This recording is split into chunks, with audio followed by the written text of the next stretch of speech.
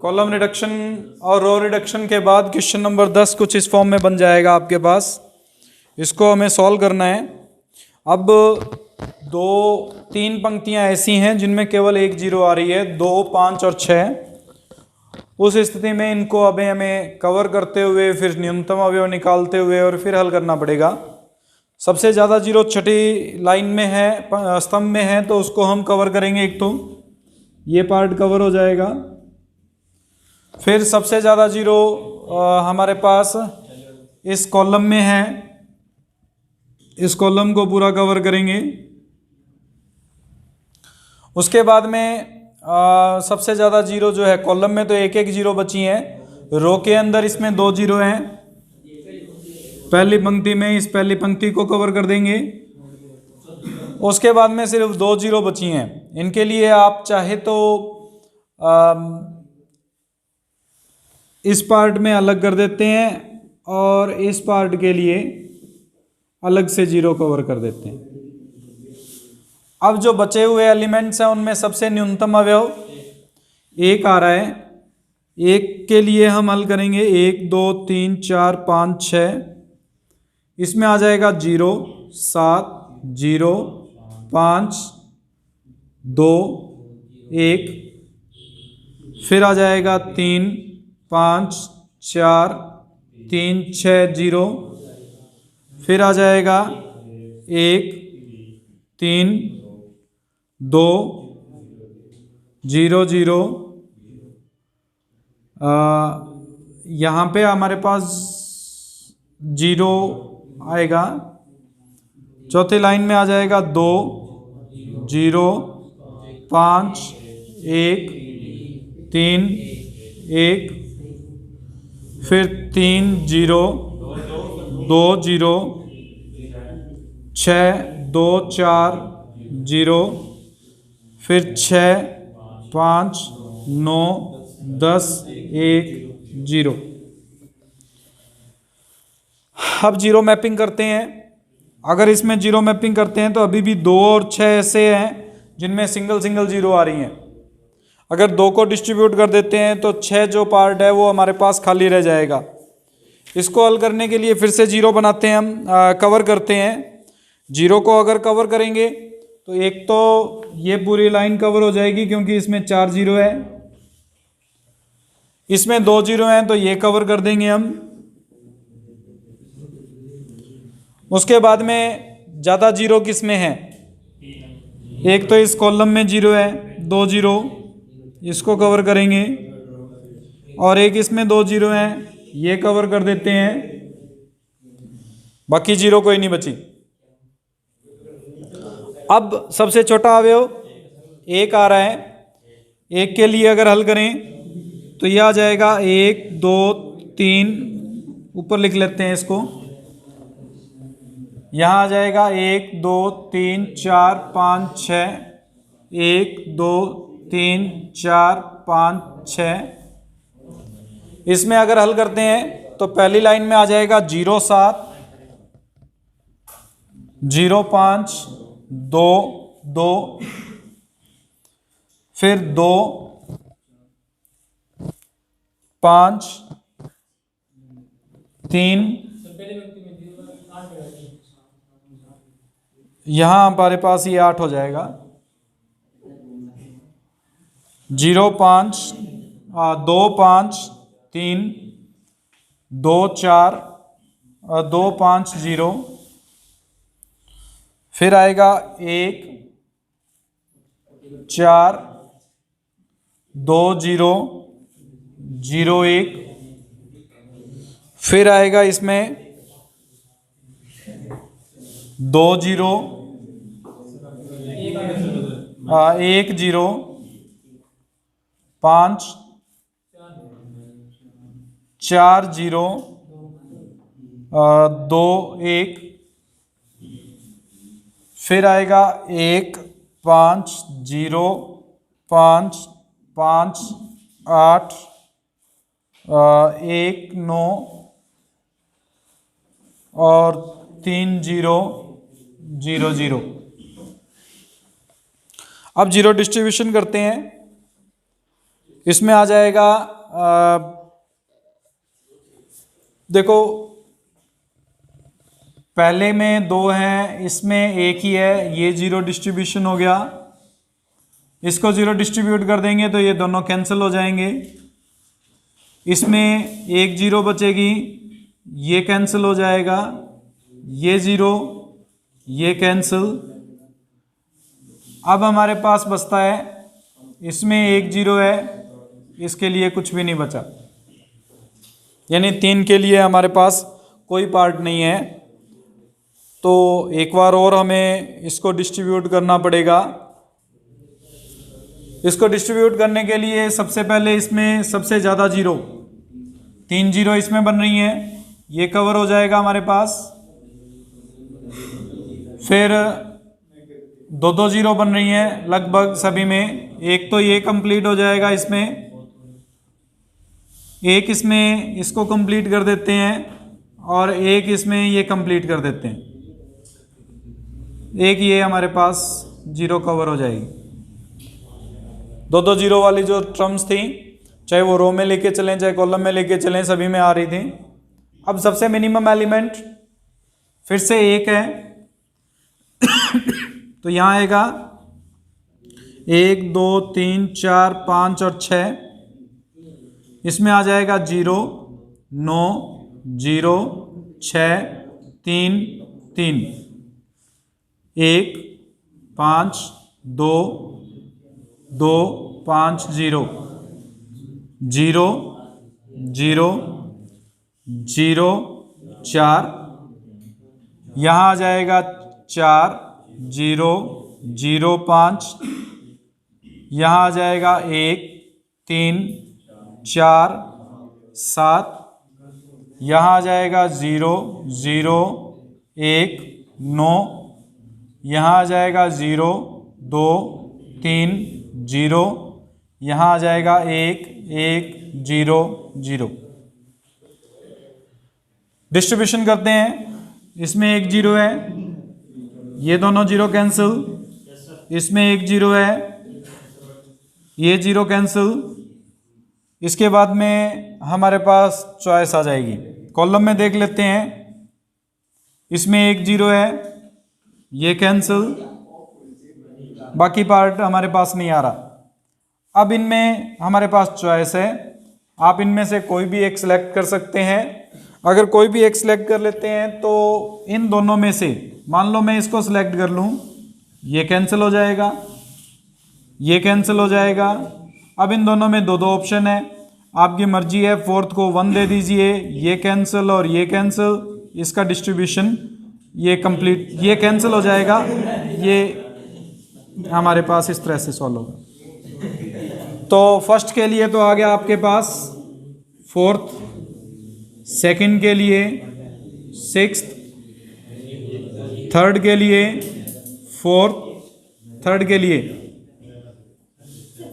First के लिए third है, थर्ड के लिए फोर्थ है, फोर्थ के लिए फर्स्ट आ जाएगा, फिफ्थ के लिए सेकंड आ जाएगा और सिक्स्थ के लिए फिफ्थ आ जाएगा। Distribution complete.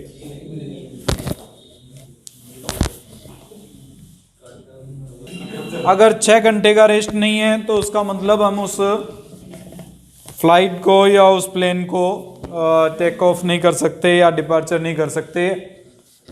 2 टेबल दी हुई है हमें। पहली टेबल दी हुई है दिल्ली से जयपुर के लिए, उसमें 4 फ्लाइट है, 1 2 3 4, जिसमें डिपार्चर और अराइवल, यानी दिल्ली से डिपार्चर और जयपुर अराइवल है। यहाँ हमारे पास है 7 AM, इसमें AM और PM इंपॉर्टेंट पार्ट है। 9 AM, 1:30 PM, 7:30 PM। अराइवल है 9 AM, 11 AM, 3:30 PM और 9:30 PM। जयपुर टू दिल्ली के लिए फ्लाइट नंबर जो है वो बदल जाती है 101, 102, 103, 104। इसमें डिपार्चर एंड अराइवल है 9 AM to 11 AM, 10 AM, 12 noon, 3:30 PM to 5:30 PM, 8 PM to 10 PM। हमें एक टेबल बनानी है, टेबल का बाद का पार्ट आप कर लोगे। टेबल कैसे बनेगी वो देख लीजिए। कम से कम 6 आवर्स का रेस्ट चाहिए। इसका मतलब 6 घंटे से पहले टेक ऑफ नहीं कर सकती कोई भी फ्लाइट। अगर 6 घंटे से पहले नहीं तो अगर उस नंबर पर उस फ्लाइट को टेक ऑफ करवाना है तो 6 घंटे अगर पूरे नहीं होते हैं तो अगले दिन का टाइम लेना पड़ेगा, 24 घंटा एक्स्ट्रा जोड़ना पड़ेगा उसमें। तो उसके अकॉर्डिंग हम सॉल्व करेंगे इसको। एक इसमें हम ये मान के चलेंगे कि देखो इसमें 30 मिनट्स का भी दिया हुआ है, 5:30, 3:30, 1:30। हम ये मान के चलते हैं इसमें कि 30 मिनट्स जो हैं वो हमारे पास इक्वल हैं 1 यूनिट के। एक यूनिट मान के चलते हैं 30 मिनट्स का, यानी 30 मिनट्स के अकॉर्डिंग 1 आवर के लिए 2 यूनिट मान के चलेंगे और टाइमिंग को हम यूनिट्स के फॉर्म में कन्वर्ट करके लिखेंगे। यहां हम लिख रहे हैं 101, 102, 103, 104 और यहां पे हम लिख रहे हैं 1, 2, 3 और 4। 1 नंबर फ्लाइट जो है, 1 नंबर फ्लाइट अराइवल टाइमिंग है उसका 9 बजे। ये जयपुर के लिए टेबल बन रही है। कुछ इसी प्रकार की एक टेबल हम दिल्ली के लिए भी बनाएंगे। 1 नंबर फ्लाइट 9 बजे तो अराइवल है और जयपुर से डिपार्चर जो है वो 101 नंबर फ्लाइट अगर करते हैं तो 9 बजे ही है। हमने कहा कि 6 घंटे का गैप होना चाहिए। ये 9 AM पर पहुंच रही है और 9 AM ही वहां से वापस हो नहीं सकता, 24 घंटे का डिफरेंस लेना पड़ेगा, यानी अगले दिन ही उड़ेगी। और अगर अगले दिन 9 AM उड़ती है तो 24 घंटे का मतलब आधे घंटे को 1 यूनिट माना था, 24 घंटे में कितने यूनिट्स हो जाएंगे? 48। यहां पे हमारे पास पहली फ्लाइट के लिए 48 यूनिट्स आ जाएंगे। फिर पहली फ्लाइट 9 AM पहुंच रही है, डिपार्चर उसका 10 AM करें तो, यानी 102 नंबर फ्लाइट से उड़ाएं तो 1 घंटा ही आया। 1 घंटा आया तो 24 घंटे का फिर डिफरेंस जोड़ना पड़ेगा। 24 और 1 25 घंटे हो गए। 1 यूनिट 50 यूनिट्स होंगे इसके लिए। इसी प्रकार 9 बजे पहुंच रहा है और 3:30 बजे की उड़ान है दोपहर में। 9 के बाद में 3:30 बजे, 3 घंटे तो 12 हो गया, 3, 6, 6.5 घंटे हो गए। 6 घंटे का गैप होना चाहिए और 6 घंटे 6.5 घंटे हो रहे हैं। इसका मतलब ये फ्लाइट उड़ सकती है, उसी टाइम में उड़ सकती है। 6 दूनी 12 और 1 आधे घंटे का, यानी 13 यूनिट्स बनते हैं इसमें। और अगर 104 पर जाए 8 PM, 9 AM अराइवल है, 8 PM हमारे पास डिपार्चर है। अगर 9 बजे अराइवल है और 8 PM जा रही है तो डिफरेंस कितना आया? कितने टाइम का हमारे पास डिफरेंस है उसमें? 11 घंटे का। 11 का मतलब 22 यूनिट हो गई। ये टेबल इसी प्रकार से बनाएंगे। हमने पहली फ्लाइट अराइवल टाइम देखते हुए डिपार्चर टाइम के अकॉर्डिंग ये टेबल बनाई है जयपुर से। इसी प्रकार से दूसरी फ्लाइट 11 AM तो अराइवल है, 9 AM पर अगर डिपार्चर करें तो 11 के बाद में 9 AM 22 घंटे, 22 का 44 यूनिट। फिर 10 AM, 11 AM अराइवल है, 10 AM डिपार्चर है, तो हमारे पास 23 घंटे। 23 घंटे का मतलब यहां आ जाएगा 46 यूनिट। फिर 3:30, 3 और 4 4.5 घंटे बनते हैं, 24 घंटे जोड़ने पड़ेंगे। 4.5 और 24 28.5 का दुगना 57 घंटे, 57 यूनिट। फिर 8 PM है, 11 AM से 8 PM तक 9 घंटे, 9 दूनी 18।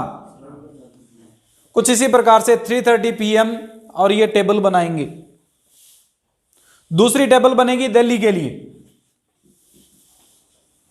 दिल्ली के लिए हमारे पास क्या कंडीशन बनेगी देख लीजिए, वापस वही 101, 102, 103, 104, 1 2 3 4। इसमें दिल्ली के लिए अराइवल है 11 AM 101 नंबर फ्लाइट का, और 1 नंबर पर अगर उसको उड़ाना है तो 7 AM उसका डिपार्चर होगा। 11 AM के बाद 7 AM के लिए डिपार्चर का कितना टाइम बना?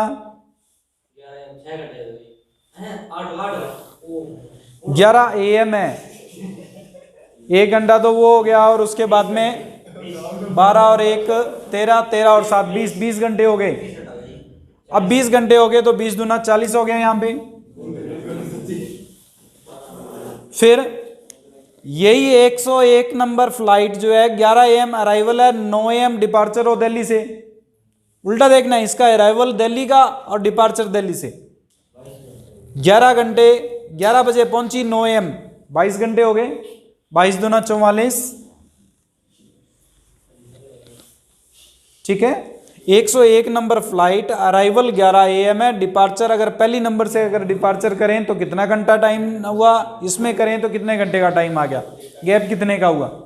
अब इसमें करें तो 11 AM से 1:30 PM, डायरेक्ट करें तो 2:30 होते हैं, लेकिन 6 घंटे का गैप चाहिए था, 24 और जोड़ने पड़ेंगे, 26 30 बना, 26 का 53 आ जाएगा।